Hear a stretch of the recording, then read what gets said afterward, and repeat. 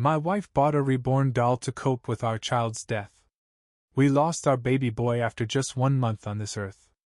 I don't have the strength to relive how it happened, but I'll never forget the sound of my wife's grief. Grief is ugly. God, it's so damn ugly. When he passed, my wife's cries sounded like her soul was shattering into jagged pieces. Her wails could have broken glass, made your blood run cold. Those cries would turn into screams, screams at the universe, at whatever cruel higher power allowed this to happen, at herself, and sometimes at me. She screamed until her voice was ripped to shreds. As for me, I'll admit it, I didn't cry. I don't even remember if a single tear fell. It's not because I wasn't devastated, I just felt like she was already crying for both of us. There's no pain more shared than the cry of a grieving mother. I wish someone had written a manual for grief.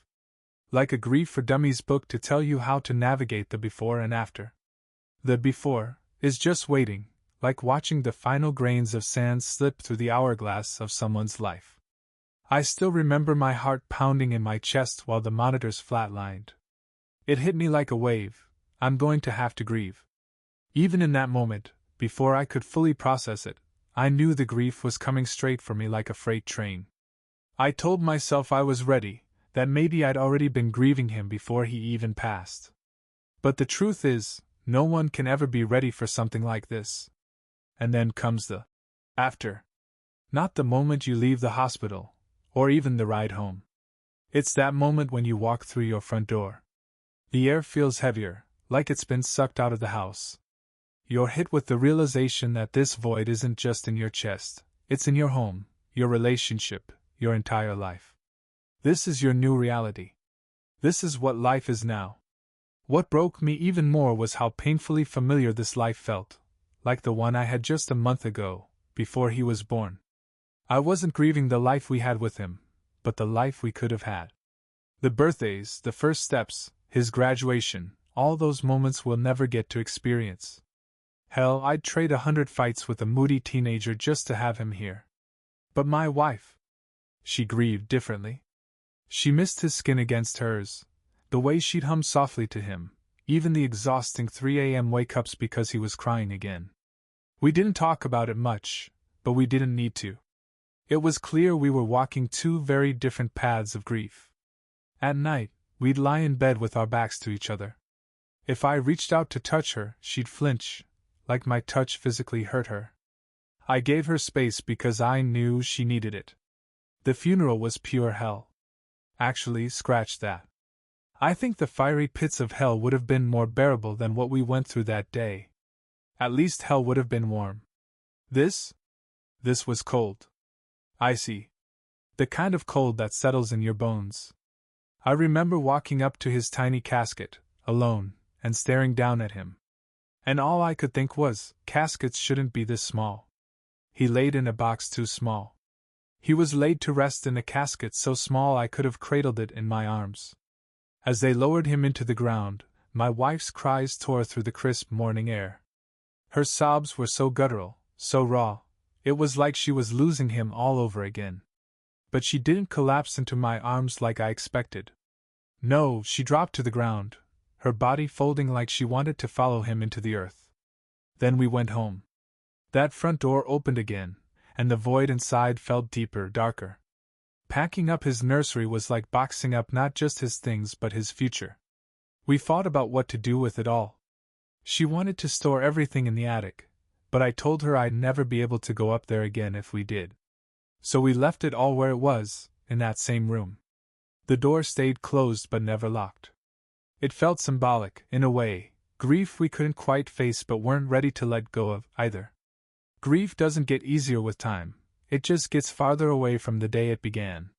Mornings were the hardest.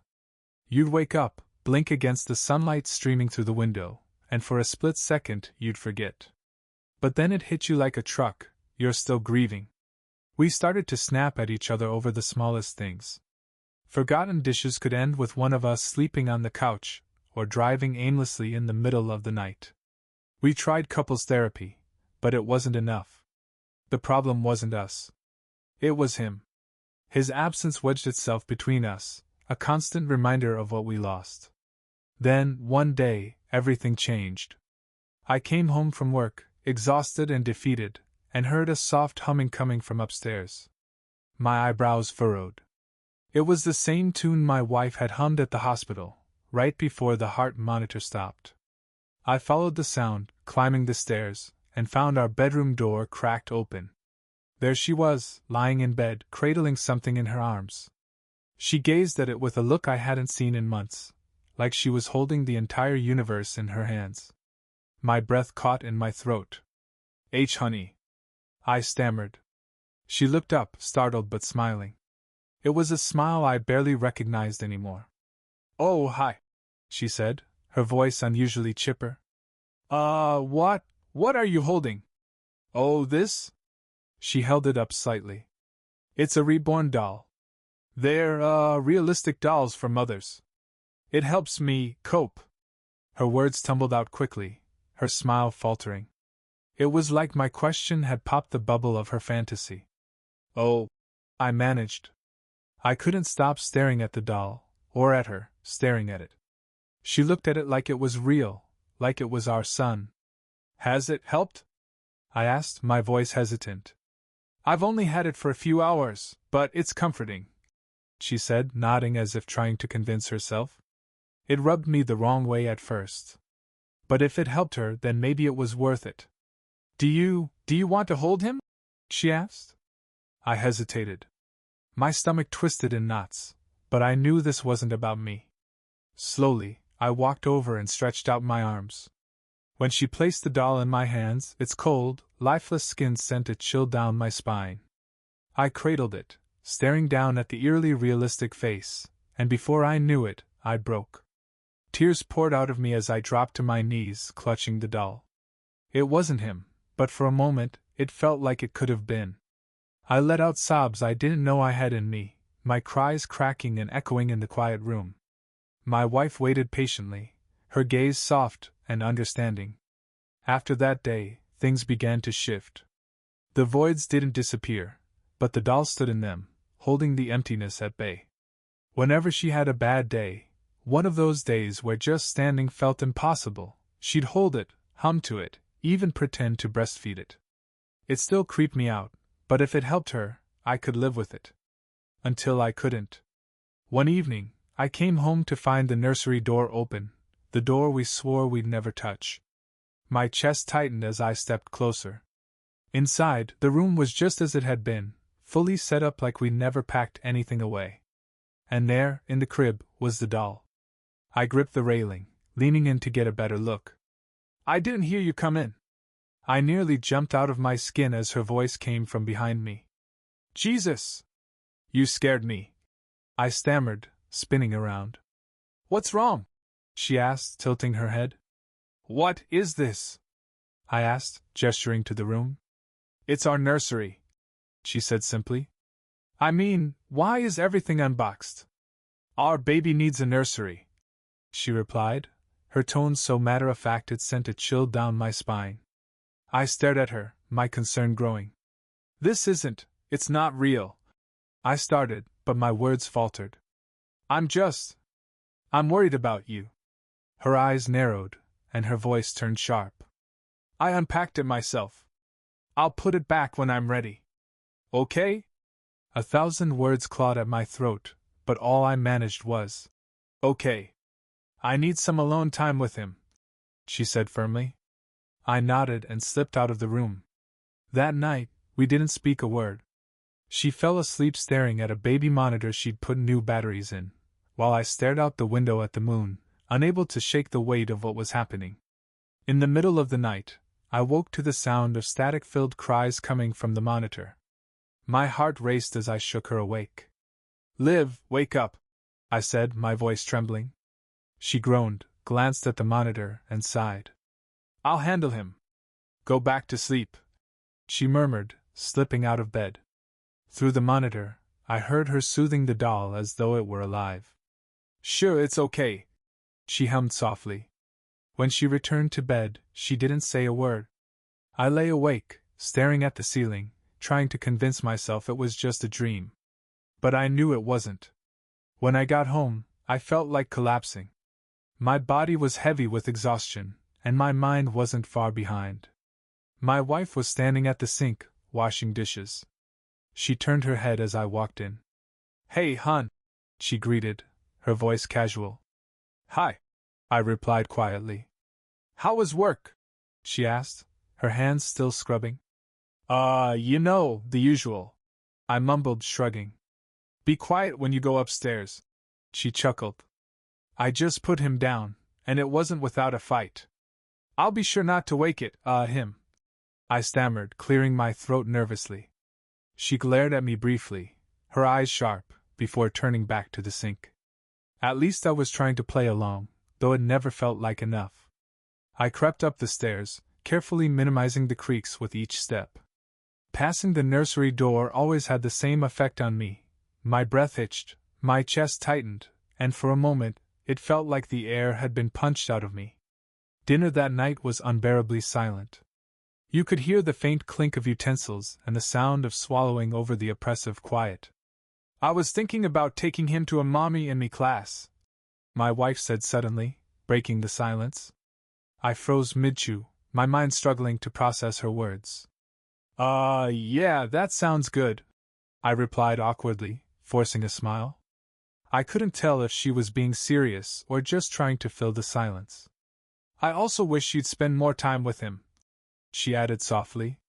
"You avoid the nursery like the plague." She let out a weak laugh, but it was tinged with something heavier.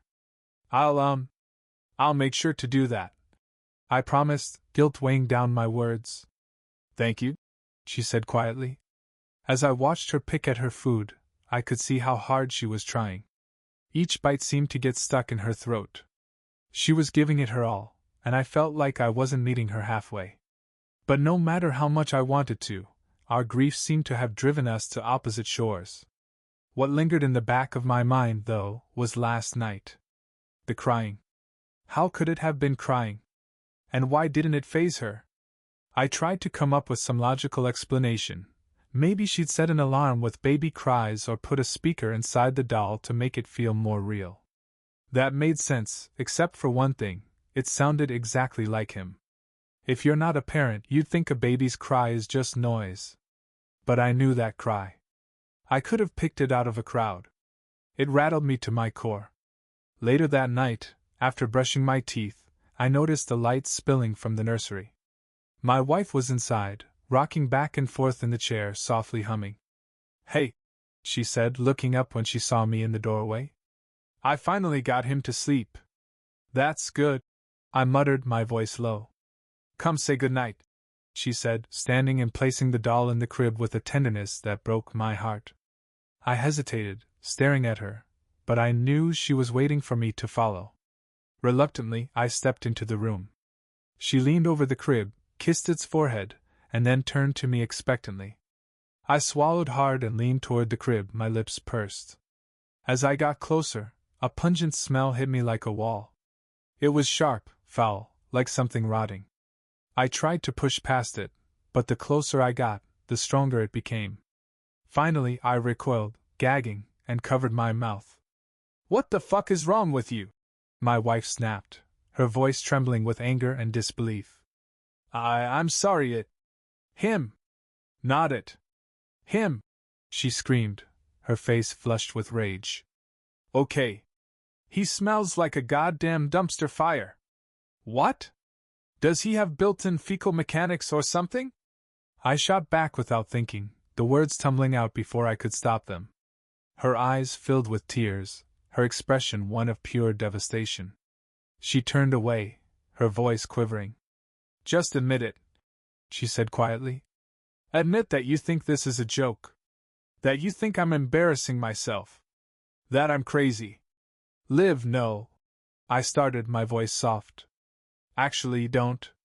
Just go," she snapped, cutting me off. "Sleep on the couch. Or outside. I don't care." "Okay," I whispered, defeated. I left the room before I could break down, my chest heaving with guilt and frustration. I curled up on the couch, grabbed a pillow, and screamed into it until my throat was raw. The tears came hard and fast, soaking the pillowcase. I cried until exhaustion finally pulled me under. I stormed out of the room before the fury and tears could completely consume me.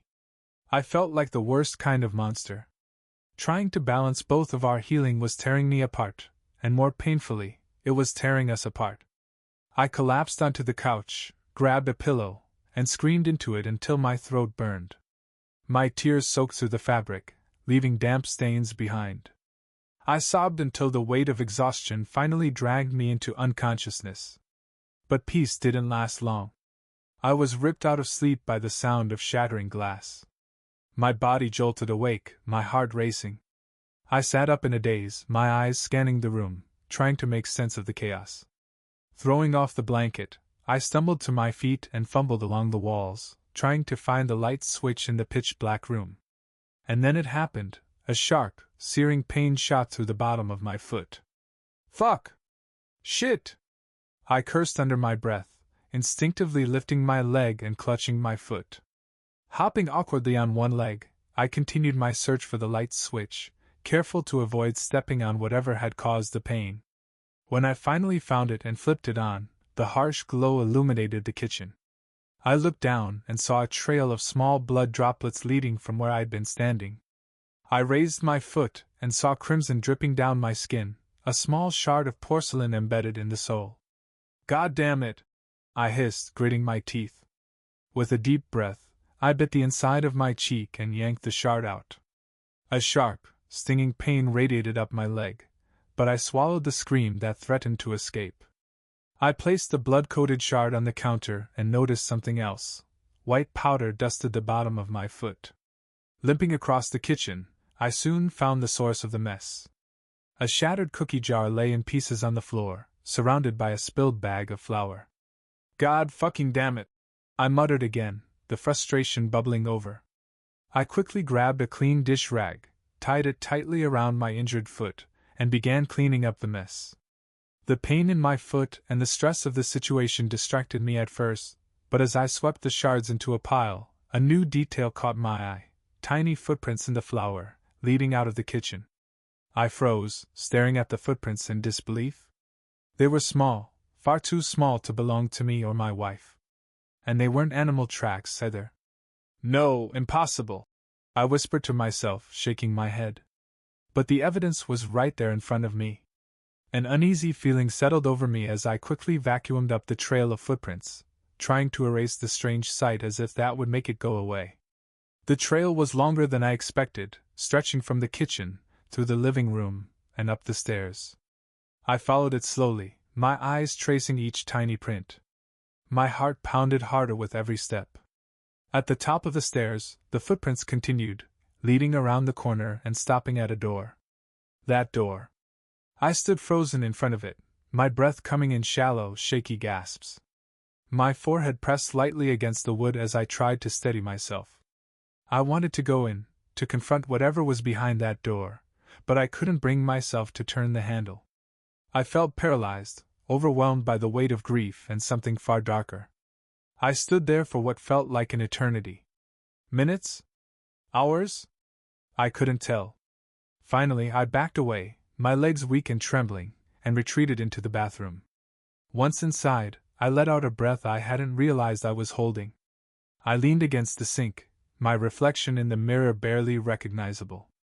Tears welled in my eyes, but I forced them back as I inspected my foot for any remaining shards. Once satisfied, I carefully cleaned the wound and wrapped it with fresh bandages. My mind was racing, cycling through the same unanswerable questions. Why us? Why me? All I'd ever wanted was to be a husband, a father, part of a family. But life had robbed me of that in the cruelest way imaginable. It wasn't just unfair, it was heartlessly, mercilessly cruel. After finishing, I limped out of the bathroom, my body weighed down by exhaustion. I stopped again in front of the nursery door. My eyes shut tightly as the sound of crying began to seep through the door. In that moment, for the first time in my life, I prayed. I hadn't even prayed for my son when we lost him, but now, I whispered a silent plea into the void. Please, just make it stop. Make it all stop. But deep down, I knew no one was listening. Tears spilled down my cheeks as I forced myself to move past the door, the cries growing softer as I put more distance between us. But they never disappeared completely. Even as I laid my heavy head on the couch pillow, the faint sound of crying lingered in my ears. I prayed my wife would wake up and deal with it. She never did. The entire night, I lay there, tears drying against my skin as the relentless cries filled the air, breaking me piece by piece. My grip on reality frayed with every echo of its screams. By morning, the crying had stopped at some point, though I didn't know when. "Jack!" My wife's voice broke through the silence. Her hand rested gently on my shoulder. I held back tears as I inspected my foot, ensuring no shards of glass remained. Once satisfied, I carefully cleaned the wound and wrapped it with a bandage. My body felt like it was running on empty, but my mind refused to stop. Why us? Why me? I just wanted to be a husband, a father, part of a family. Life's unfairness wasn't just random, it was cruel. Losing my son after just a month wasn't unfair, it was merciless. So fucking cruel. With a deep sigh, I limped out of the bathroom, the exhaustion pressing down on me like a weight. I stopped outside the nursery door, freezing as the sound of faint crying seeped through the wood. My eyes clenched shut, and for the first time in my life, I prayed. I hadn't even prayed for my son when we lost him. It felt like shouting into a void. But now I begged. Please, just make it stop. I can't do this anymore. No one was listening. I should have known. When I opened my eyes, tears blurred my vision, but I forced myself to keep walking. The cries grew softer as I moved away, but they never truly disappeared. Even when I laid my head on the couch pillow, I could still hear them. They weren't just sounds. They were pulling at me, crying for Daddy. I prayed my wife would wake up and handle it, but she didn't. The whole night, I lay there, staring into the darkness as tears dried on my face. The relentless crying chipped away at me, piece by piece. It wasn't just noise, it was unraveling my sanity. My grip on reality slipped further with every echo of its screams. By the time the crying stopped, I didn't know if it had been minutes or hours. I just knew it had finally ended, though I didn't remember when. "Jack!" My wife's voice broke the silence, her hand gently resting on my shoulder. I jolted, my head whipping toward her. "Didn't mean to scare you," she said softly. "It's fine," I muttered, rubbing my eyes. "I just didn't sleep." Her expression was weighed down with guilt. "Is everything all right?" I asked cautiously. "I want to apologize for last night," she said hesitantly. "You've been very patient with me, and I feel like I've been asking you for more than you can handle." The words hung in the air between us. For a moment neither of us spoke, our eyes darting around each other, searching for something unspoken. "I appreciate it," I finally said. "I'm sorry, too. I've been too judgmental. We don't have to be on the same page to care about each other." The silence that followed wasn't as heavy as before. It wasn't perfect, but it felt like a start, fragile, but something we could try to build on. She sat down next to me and rested her head on my shoulder. I kissed the top of her head and let the quiet wash over us. I wanted to bring up what I'd seen last night, but I knew now wasn't the right time. "And about the smell," she said softly. "You weren't wrong. I went to see him this morning, and it hit me like a truck," she added with a weak chuckle. "Turns out, he was molding on the inside. Apparently that can happen." She paused, her voice shaking. "I reached out to the cellar, and she said it happens due to poor upkeep." Suddenly, her composure cracked, and she broke into sobs, collapsing into my chest. I wrapped my arms around her, holding her as her tears soaked through my shirt. "How did I manage to lose him twice?" she choked out, her voice breaking. My heart shattered. "It's okay. It's okay," I whispered, rubbing her back gently. "You can always get a new one." "No, I can't," she snapped, pulling back slightly. Her tear-filled eyes met mine, and I could see the anguish in them. "Olivia, can we talk honestly for a second? No hard feelings?" I asked cautiously. She nodded slowly, though her hesitation was clear. It's a doll. You can get a new one, I said as gently as I could. The words hung in the air like a grenade waiting to go off. And then they did. Her face twisted with pain and anger as she ripped herself from my arms and stormed upstairs. You don't get it. You never did, she yelled, her voice echoing down the hall. You know what? No. That's not fucking fair, I shouted back, standing up. None of this is fucking fair, she fired back, her voice breaking. Before I could say another word, she was in our bedroom, and the door slammed shut with a finality that felt like a knife to the chest.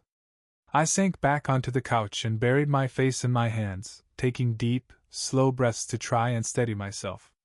Everyone always said grief brought people closer together, but all it seemed to do was rip us apart. It was tearing at my marriage, my sense of self, and even my understanding of what was real and what wasn't. The next day at work, I was a complete mess.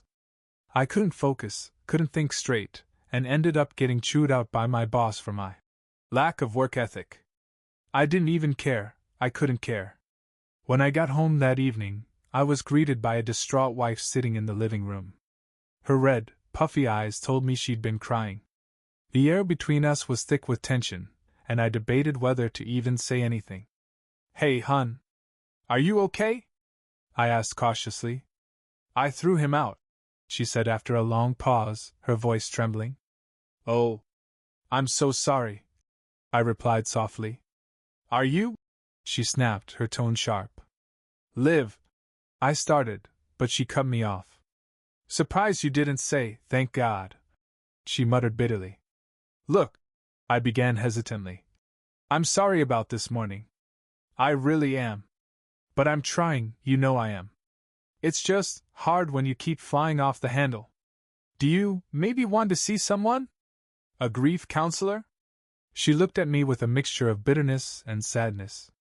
He was my grief counselor, she replied, her voice laced with pain. That's why I'm getting another one, just like you said. Right? Right. Whatever works for you, I said with a weak smile, trying to keep the peace. She sipped her coffee, her gaze distant, as if she were seeing something I couldn't. Just looking at her, I could tell she was dangling precariously on the edge. But I couldn't push any more, for her sake and mine. That night she let me sleep in our bed. We didn't exchange many words, just a quiet good night. At some point, I felt the back of her ankles brush against mine. Later, she turned toward me in her sleep, but she kept her distance. She needed space, and I gave it to her. For the first time since our son died, I had a night of uninterrupted sleep. Without the doll in the house, my mind finally found a sliver of peace. I woke up feeling rested for the first time in weeks, but the emptiness next to me was jarring. She must have gotten up early. As I left the bedroom, I froze at the sound of humming coming from the nursery. My brows furrowed as I slowly approached the door. When I pushed it open, there she was, cradling the doll in her arms. Good morning, I said cautiously. I thought you got rid of him? Good morning, she replied cheerfully. And I did. This is the new one, she said with a small smile. Wow. Already? That was fast. Express shipping, she chuckled with a shrug.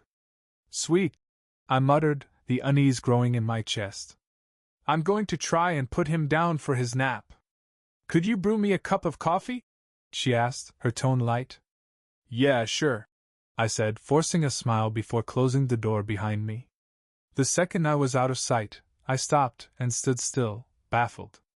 Something about this didn't add up. How had she gotten a new one so quickly?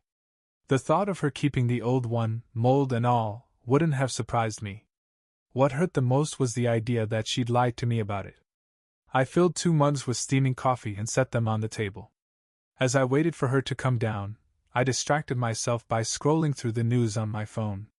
He didn't put up a fight, thank God, she said with a sigh as she walked into the kitchen. That's good, I replied, not looking up as I sipped my coffee.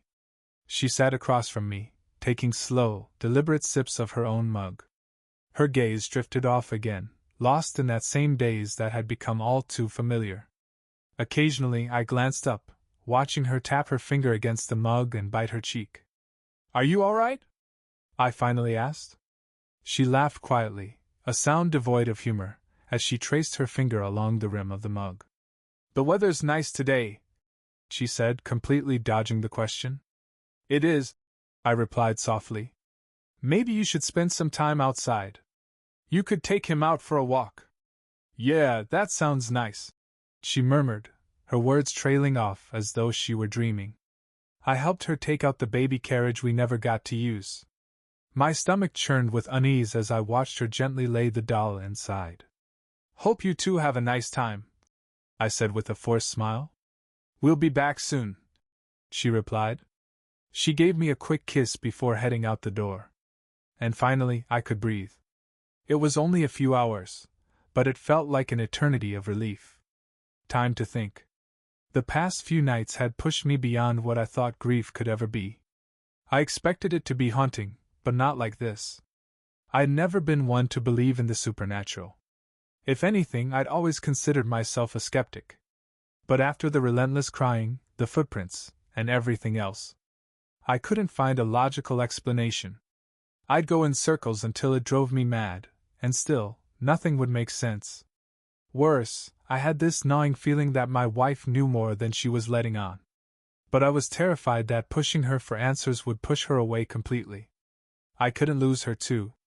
Our grief wasn't just taking us down different paths anymore, it was splitting us in completely opposite directions. She clung to the doll as her way of healing, and I needed it gone to even begin to heal myself. But how could I get rid of it without breaking her heart?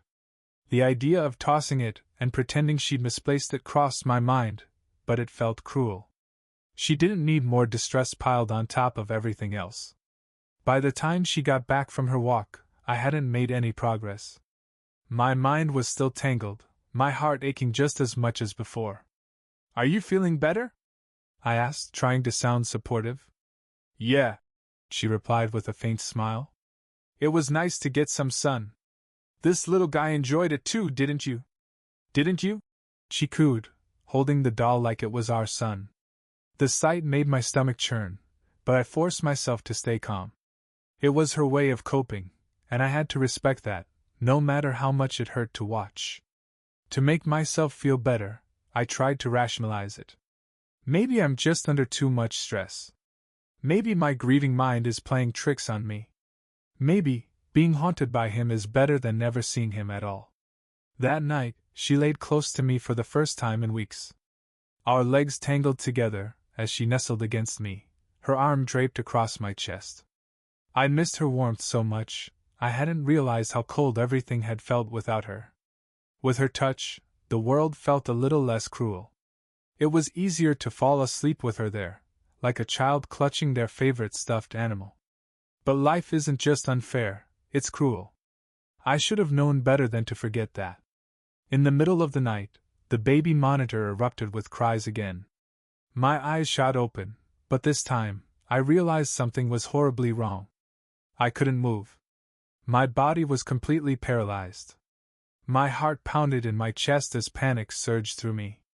I tried to scream, to call for help, but my jaw barely trembled, my voice trapped in my throat. Tears rolled down the sides of my face as I lay there, helpless, praying my wife would wake up and notice. But she didn't. All I could do was lie there, frozen, and listen to the haunting cries over the monitor. I wanted to scream, sob, punch a wall, anything to release the frustration and terror, but I was powerless. And then it stopped. The cries cut out abruptly with a staticky screech that sent a shiver down my spine. My trembling breaths were the only sounds in the silent room as my body stayed paralyzed on the bed. I couldn't even manage a groan to try and wake my wife. The stillness was suffocating, until the sound of a door creaking open echoed from the hallway. The cries started again, but this time, they weren't coming through the baby monitor. They were coming from the hallway. The sound was wrong. Distorted. The cries were deeper, slower, stretched out in a way that sent icy goosebumps rippling from head to toe. I scrunched my eyes shut, silently begging my body to move, but it refused to listen. The crying grew closer, each note more chilling than the last. Then the bedroom door began to creak open, the deep, guttural cries spilling into the room like thick smoke. I darted my eyes toward my wife, desperate for her to wake up, to save me from whatever this was. But she remained still, her chest rising and falling in peaceful, oblivious sleep. Was this even real? Or was it all in my head? I couldn't see it, but I could feel its presence. It was moving closer, the cries growing deeper and more grotesque with every step. By the time it reached the edge of the bed, the sound was so twisted it resembled a gargling choke, like it was drowning in its own blood. It moved to my side, standing just by my ear. Its sobs were so loud, so suffocating, that it felt like I was drowning in molten tar, the cries filling every corner of my mind, my body, and my soul. And then it spoke. "Dad," it gurgled. The single, grotesque word shattered something deep inside me. Suddenly, my body unlocked, and a scream unlike any I'd ever known tore from my throat. It was the scream of 1,000 terrors, bursting out of me like a dam breaking. The sound ripped through my chest as I flung myself off the bed and scrambled into the corner of the room. "Jesus Christ!" my wife yelled, bolting awake as she ripped off her sleeping mask and turned on the lamp. I was curled in the corner, my body trembling uncontrollably. Wails of pure terror poured out of me as tears streamed down my face. "Oh my God, what happened?" she shouted, her voice frantic. He was," I stammered, the words choking on my sobs. "Jesus," she murmured, her face pale as she stared at me, trying to piece together what was happening. She jumped off the bed and knelt beside me. Her hand reached out, but my body flinched instinctively. "What happened?" she asked, her voice trembling. I turned to her slowly, my eyes wide with terror. I couldn't find the words to explain. Instead, I pushed myself to my feet, stumbling as I made my way out of the bedroom. "Where are you going? What happened?" "Jack!"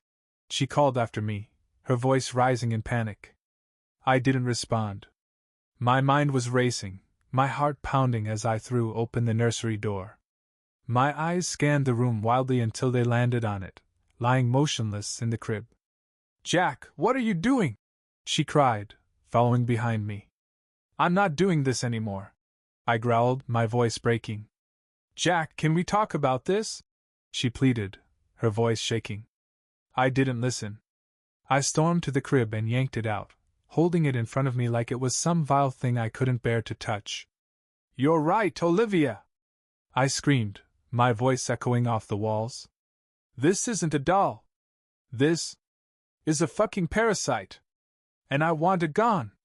Her hands flew to her mouth as she gasped in horror. "Jack, please! That's our son!" "No, it's not!" I roared, my voice raw and unrelenting.